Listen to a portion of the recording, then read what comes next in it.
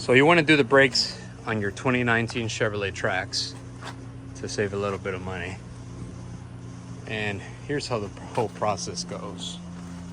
I'll start off by lifting up the car from this very point right here.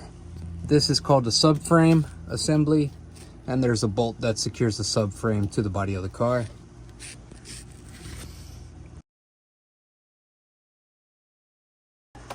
Wheel cover, 19mm socket.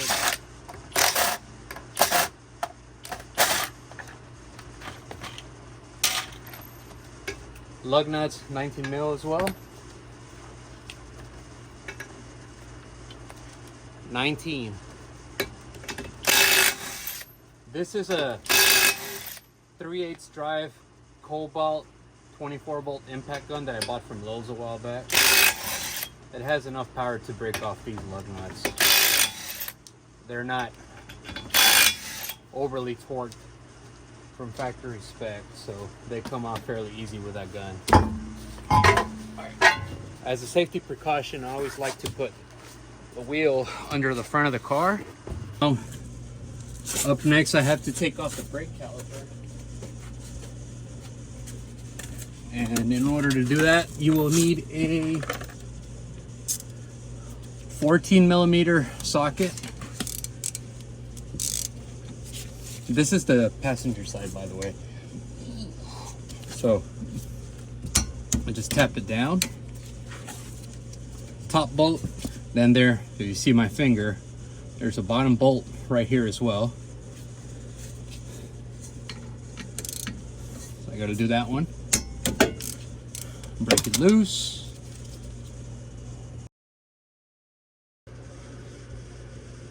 Next step, pry your caliper and get a flathead screwdriver. I have this little mini pry bar, and wedge it right here, and it'll start coming loose forward, and then wiggle it off.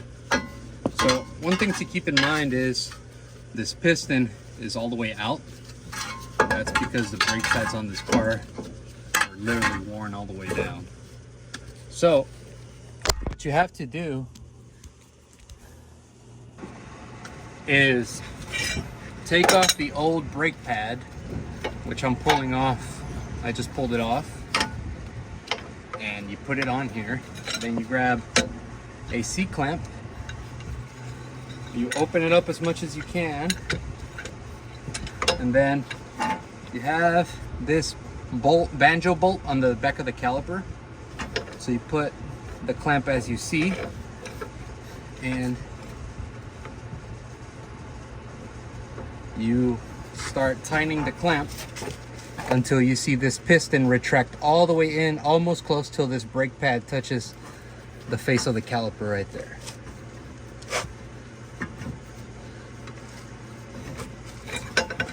I'm just gonna flip this around. It works much better this way.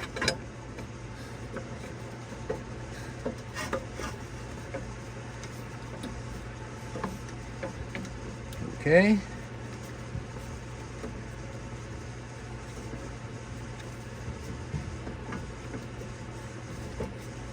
All right, that's all the way in. Next step, remove the old brake pads. This way I can give you all a better view. There we go. I'm using a magnetic phone holder, so that's what helps me keep the phone where you can see it at the moment. If you guys are interested, let me know and I'll provide a link for it. So what I like to do is wipe down all this dust. Normally I would have brake cleaner, but the bottle that I bought at the store was missing the nozzle, so I'll have to make do with what I have for now. Either way, this is going to get some grease, some high temperature grease on the brake pads. So the brake pads slide right here, both left and right side, and top and bottom as well. Personally, I like to put the brake pad with that little metal bracket inward towards the engine. and the other corresponding side that does not have the bracket outward towards the wheel. What I like to do is grab a little bit of grease, just dip the little stub at the end of the brake pad, like so. Same thing on the other side.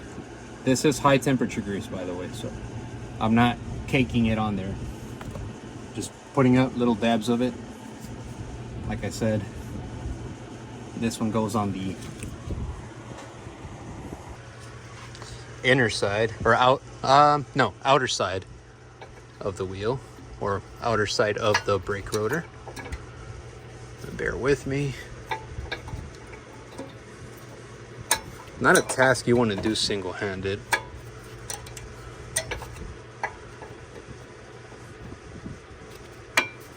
But it's possible. So, same process is going to be repeated for the inner side.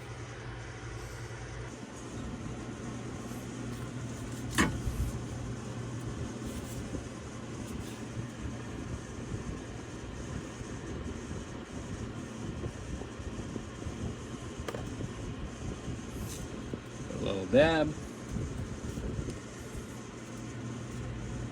Nothing wrong with using gloves, guys. I know a lot of you out there disapprove of gloves, but I think it's naive to not wear gloves and expose your body to all these excess chemicals on these cars in general.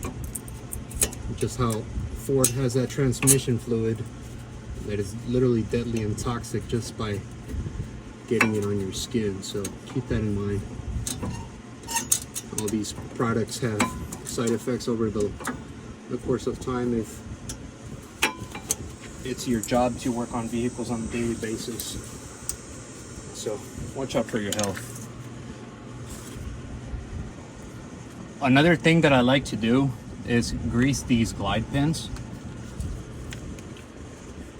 because over time the grease that's in them does dry out. So same process, dip it in grease. And the rubber boot is pretty big enough, see that? And I like to twist as I go in, just so the grease is evenly dispersed and doesn't try to come out kind of like you're seeing it right now. So keep twisting, make sure this boot clicks on top of it like you see in the picture, in the video. Clean off the excess.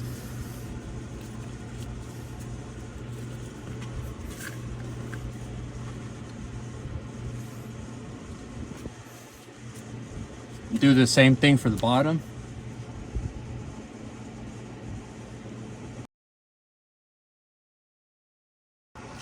Okay, and now you just do the reverse of everything. Since we already pressed this all the way in, it should allow for enough space for the new thickness of the brake pads to drop it in.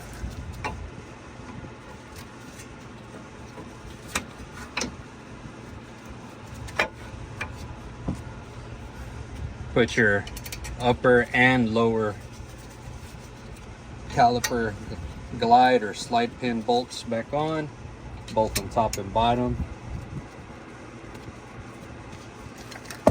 Use your 14 mil ratchet. And on these, you don't want to, over torque these. So if you can't afford a torque wrench, normally they're like 20 bucks at the store or Harbor Freight Tools, but I'm working with what's available here. So just, kind of snug, or you feel you got a little bit of pressure on there. If you know what 15 pounds feels like in your hands, you should know how much 15 pounds worth of force needs to be applied to this caliper bolt. Not a whole lot, guys. You don't want to break the bolt either. So just to where you feel that it's tight.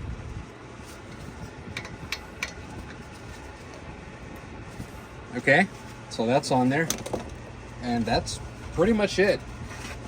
Next step would be to check how much brake fluid is in there and then take it out for a test drive. The rest of the process from here is fairly straightforward. Put your wheel back on, and you know the rest.